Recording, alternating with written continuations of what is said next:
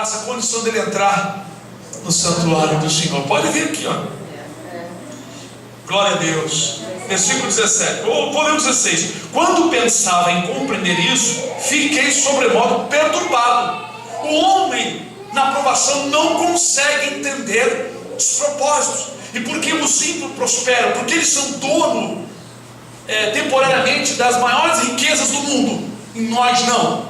Não vem com essa que os crentes são os mais ricos do mundo, não. Os mais ricos do mundo são os ímpios, porque aqui é o paraíso deles. Nós somos peregrinos e estrangeiros na terra.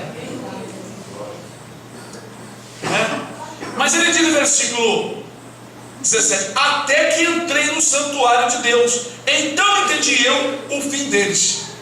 Deus que fez ele entrar no santuário.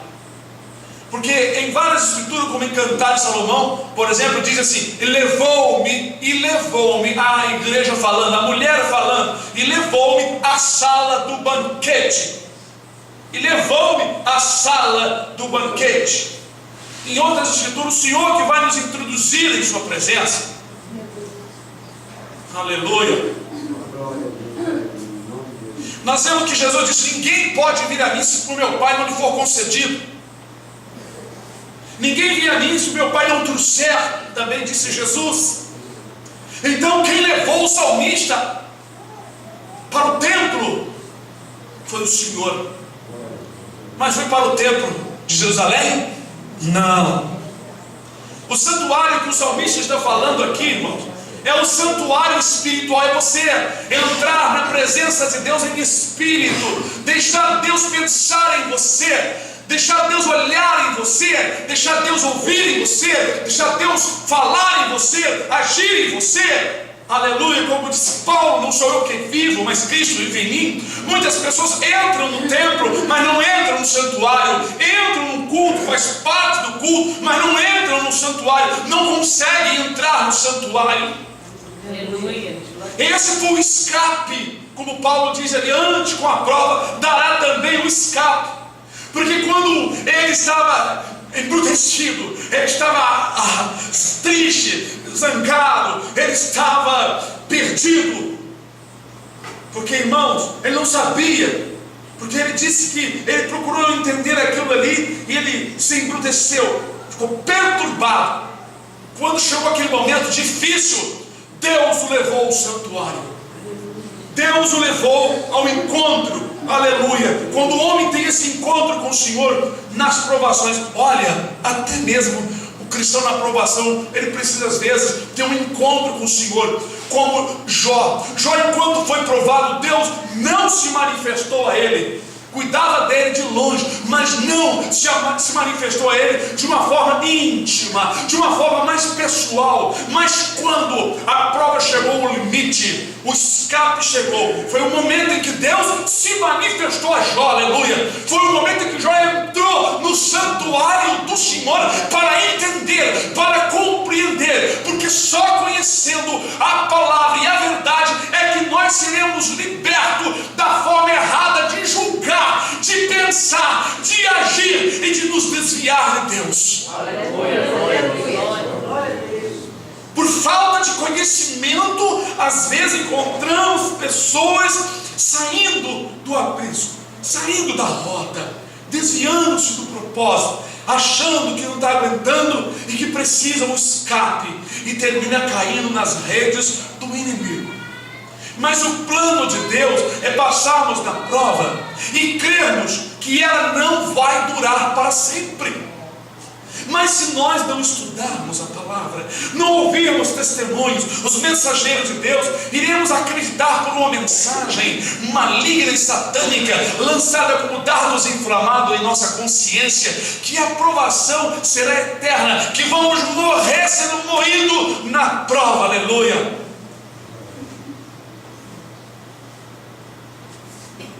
A Bíblia diz que o cetro da impiedade não permanecerá sobre a sorte do justo. Está no Salmo também, para que o justo não lance a mão da impiedade. O cetro da impiedade, para que o justo não venha pecar, transgredir. Deus é cuidadoso, irmãos. A ideia de que a prova está grande demais é simplesmente um apavoramento do justo. Simplesmente é um ataque, é uma investida de Satanás para nós acreditarmos que não vamos suportar. Porque o Senhor, Ele entra na peleja conosco, Ele está habitando dentro de nós. Parte da dor, parte do sofrimento, parte da lágrima, parte do gemido, o Espírito Santo geme conosco. Aleluia. Quem é fiel experimenta isso. Quem é fiel sente o Consolador do seu lado, no seu íntimo, no seu coração. Esse salmo não me sai da mente. Sempre me vem a lembrança deste salmista, não é? Asaf. Ele, quando diz que entrou no santuário, ele compreendeu o fim dos ímpios. Ele compreendeu coisas que talvez ele não explicou aqui, porque ele não redigiu aqui um estudo, é um salmo para se louvar e cantar. Mas com certeza ele compreendeu que os ímpios têm o seu prazer momentâneo durante o tempo que vivem em dinheiro, em negócio, em mulher, em plantações, em prazeres diversos materiais, mas acabando o seu corpo, acaba o seu prazer, e quando acordam são lançados no inferno, porque se esquecem de Deus, como o salmista Asaf diz, se alongam do Senhor, serão destruídos todos que se alongam de Deus. Está escrito aqui, bendito seja o nome do Senhor, versículo 27, pois eis que os que se alongam de ti perecerão, tu tens destruído todos aqueles que apostatando se desviam de ti. Deus destrói, irmão. Essa questão de dizer que Deus não castiga, que Deus não é vingativo, Deus não é vingativo do nosso modo, do modo carnal como nós somos, mas Ele disse, não vingais a vós mesmos, porque a mim pertence a vingança, diz o Senhor. Então tem que rasgar a Bíblia se isso não é certo. Muitas pessoas não aceitam porque não entraram no santuário de Deus para compreender. Como podem aceitar a palavra se não tem a revelação do Espírito Santo dentro da sua mente, no seu interior? Isso é verdade. Pessoas combatem contra a palavra, observem bem, falam muitas coisas, citam a Escritura, até nos emudecem no combate, mas percebe que não tem revelação do que falam, não tem o conteúdo do Espírito Santo. Tem isso aqui, letra, e letra mata. Se eu falar para alguém que o salmista, ele entendeu tudo quando ele entrou lá no templo de Jerusalém, eu vou matar todo mundo, porque eu vou ler, ou seja, eu vou explicar de acordo com o que eu estou lendo. Há muitas coisas aqui que é sentido figurado, e só o Espírito Santo é que nos dá o entendimento. Por que o livro de Cantares de Salomão não é pregado, não explanado da forma espiritual? Porque a maioria dos pregadores que ensinam não atentam para a revelação do Espírito Santo sobre as partes do corpo da mulher que simboliza, não é, a igreja, simboliza muitas coisas da igreja. Quando Deus mandou colocar os dois postes, né, as duas colunas, os dois postes, as duas colunas eram altíssimas no templo de Jerusalém, muitos até hoje não sabem o significado, não é? E mandou botar o nome de Joaquim, né?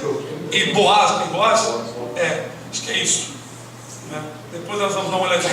O significado, porque as duas colunas ali na frente do templo, o templo é a igreja, o templo é Cristo e Deus, mas as duas colunas na frente,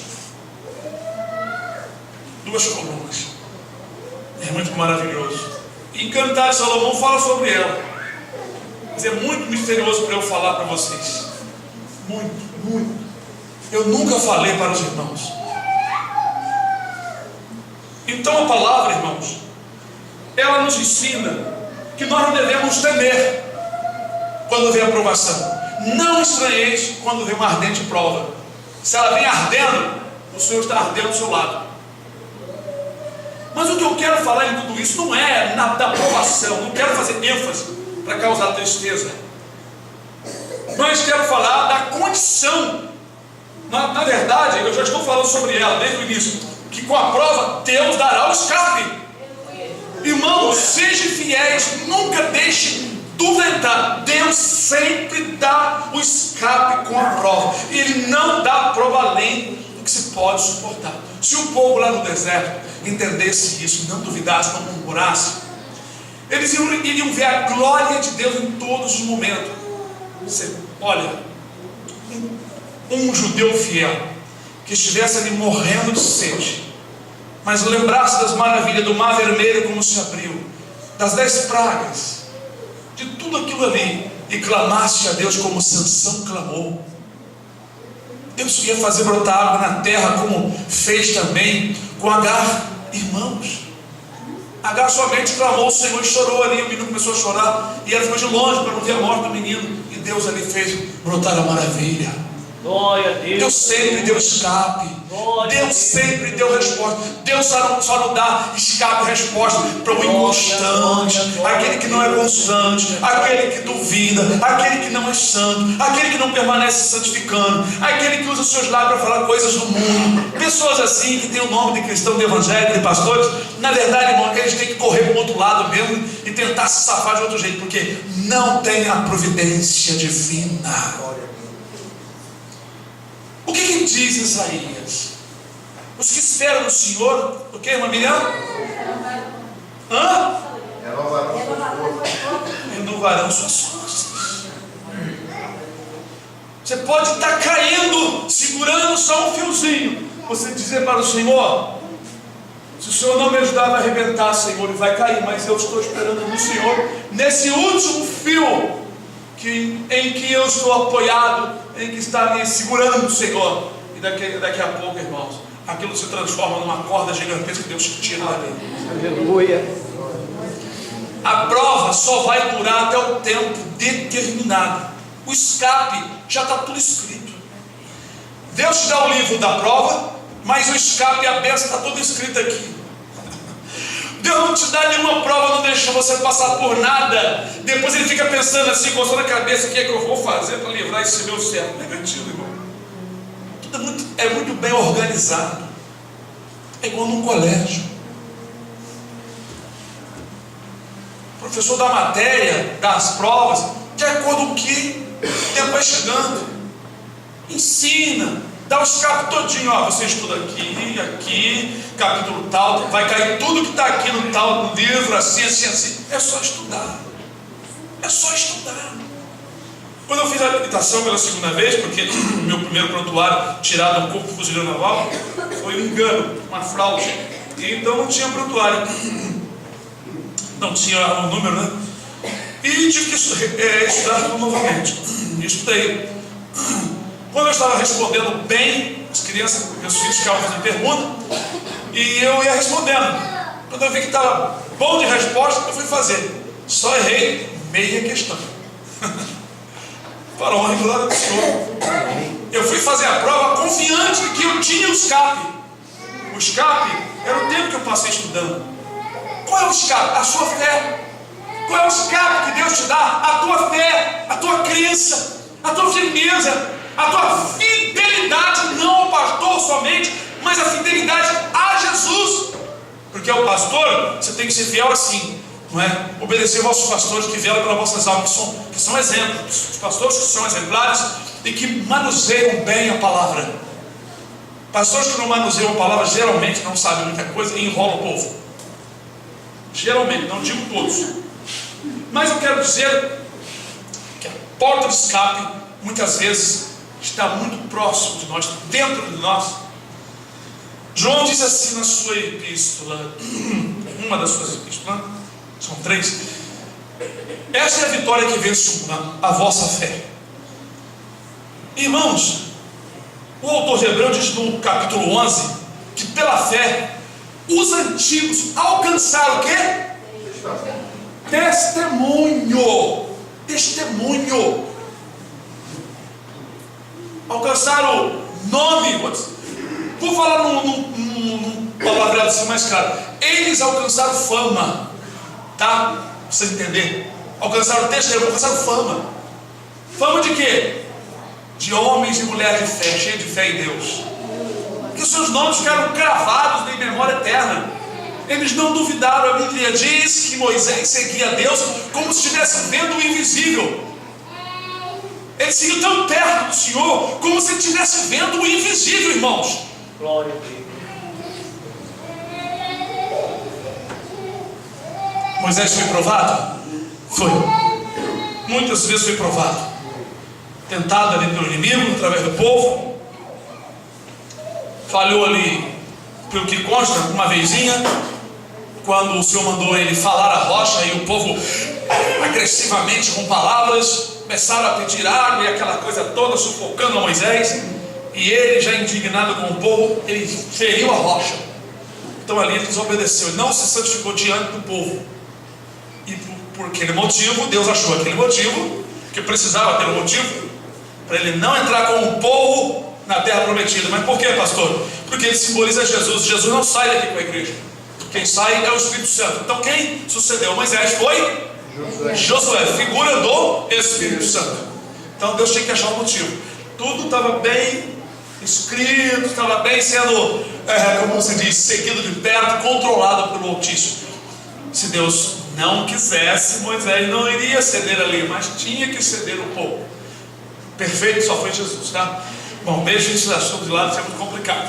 Mas, irmãos, a verdade é que Deus queria que o povo do deserto, juntamente com Moisés, se tornasse uma nação exemplar.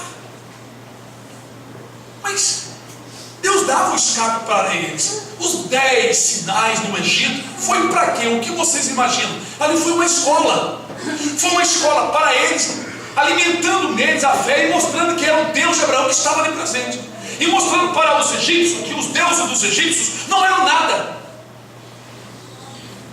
E que o Deus de Israel não era representado por nada. E nem Jesus deve ser representado por essas imagens falsas desses pintores fraudulentos, hipócritas, e dos que seguem a eles, fazendo Jesus, inclusive imitando hippie, fazendo assim e fazendo gestos assim.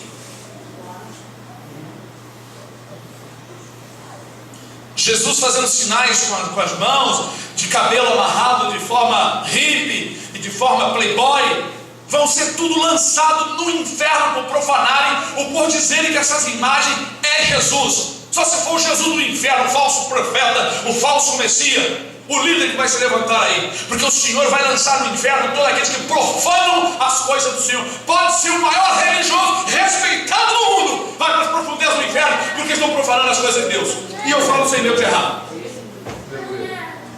Eu sei quem tem Cristo e aquele que fala por nós. Porque com Deus não se brinca, pode brincar com os homens, mas com o Senhor não se brinca. E está muita brincadeira no meio do evangelho. Agora a provação que vai vir aí, irmãos, não vai ter prova de escape não, que é a grande tribulação. Vamos ser assados no fogo e vamos demorar a morrer por causa das brincadeiras. Brinquem à vontade, povão de Deus, brinquem à vontade com o nome do Senhor, façam piadas, façam o povo rir, mas sabe de uma coisa? Deus vai te trazer a juízo. Anda pela vista dos teus olhos, faz o que deseja teu coração, recreia em todo o tempo a tua vida. Sabe, porém, que por todas essas coisas Deus te trará a juízo, diz o Senhor. Querem brincar? Continue brincando, mas a maldição virá. Aleluia. Amados, a verdade é que nós nunca devemos duvidar. Eu vou prolongar um pouquinho mais. A aprovação é muito necessária para nos enrijecer espiritualmente, nos firmar, nos tornar coluna, firmeza, concreto.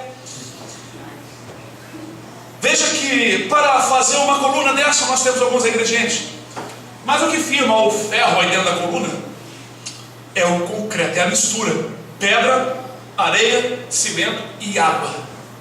Esses ingredientes passam por uma aprovação, né? Eles são misturados. Quando coloca-se numa bitoneira, eles são misturados e ali eles são rolados e eles se entranham uns nos outros. Eu vejo isso como a igreja sendo provada para dali ser colocado na forma e esperar a secagem e se tornar uma coisa concreta. As coisas da vida podemos comparar com muitas delas, com as coisas espirituais. Muitas delas nós podemos comparar com as coisas espirituais, porque na verdade nos dão entendimento, nos dão sabedoria. A igreja, ela precisa verdadeiramente passar pelas provações. Mas, irmãos, Deus sempre terá o escape. Deus sempre tem nas suas mãos a bênção preparada para aqueles que o têm. Agora, tem pessoas que não conseguem passar pela prova. Aprovado, cai no meio da aprovação. A aprovação aumenta mais ainda. Ela se torna mais triste, mais dolorosa, mais extensa. Tudo porque a pessoa não sabe passar por ela. Passa murmurando, duvidando, fraquejando, falhando, faltando com Deus, e ela nunca termina. Tem essa outra face da aprovação. Pessoas que nós conhecemos há muito tempo, há anos, na mesma situação, no mesmo problema, na mesma angústia, desde que a conhecemos. E tem outras provações, como o caso de Paulo, é outra face da aprovação, outro modo da aprovação, em que Paulo recebeu um espinho na carne dado por Deus, pelo Senhor, a fim de mantê-lo humildemente. E ele morreu com essa enfermidade, segundo o que está escrito no livro de Gálatas. É o lugar onde está mais claro ali, que diz que eram os seus olhos. Que ele disse que dava testemunho dos Gálatas, que se fosse possível, os Gálatas arrancariam os olhos deles e colocavam em Paulo. Aquilo que era uma tentação, uma enfermidade, que eles recebiam Paulo como um anjo de Deus. Eles amavam o apóstolo Paulo, de tal modo que, se fosse possível, eles doariam os seus olhos para o apóstolo Paulo, pelo valor que eles viam no apóstolo, porque ele era zeloso, ele era cuidadoso da palavra, ele zelava daquelas almas. E Paulo notou que eles observaram isso. Por isso ele falou, não é, que quando ele foi estar com eles, não é, ele foi em fraqueza, em enfermidade, não é, e eles receberam ele como um anjo de Deus. E ele conta, né, que, se fosse possível, eles arrancariam, não é, arrancariam os vossos olhos e mudariam, disse Paulo. Não é, como tem uma propaganda na internet em que uma moça começa a gostar de um homem, um fotógrafo, mas no início ele não dá muita bola para ela, mas depois ela continua, não é, atrás dele assim no setor de trabalho, e passa a ser uma moça agradável, e ele passa a respeitá-la e gostar dela. Mas um certo dia, quando os dois já estão mais próximos, cai um produto químico nos seus olhos e a cega, e ela fica cega. E então ele, muito triste com aquilo ali, ele vai e doa os seus olhos para ela, e perde todo aquele trabalho, e se torna uma pessoa simples na vida, sentada num banco, numa praça, sem os dois olhos, né? Quer dizer, por amor àquela moça, ele doou os seus olhos, né? Então Cristo, por amor a nós, também doou toda a sua vida. Não foi só os olhos, mas o seu sangue, o seu corpo, tudo. Por isso que Paulo disse, não sou eu que vivo, mas Cristo vive em mim. Então, como Deus não nos dará todas as coisas, como não nos dará o livramento nas provações? Porque o Senhor, irmãos, Ele ama a sua igreja na terra de tal forma que aquele que for fiel e tiver numa luta, numa provação, Deus estará pertinho dele para não deixá-lo desfalecer. Deus vai providenciar todos os meios, tudo que é necessário para manter aquele servo, aquela serva fiel a Ele no caminho, porque para Deus essas pessoas são preciosas e Ele quer mantê-las como luz brilhando no meio dessa escuridão desse mundo. Amém, irmãos?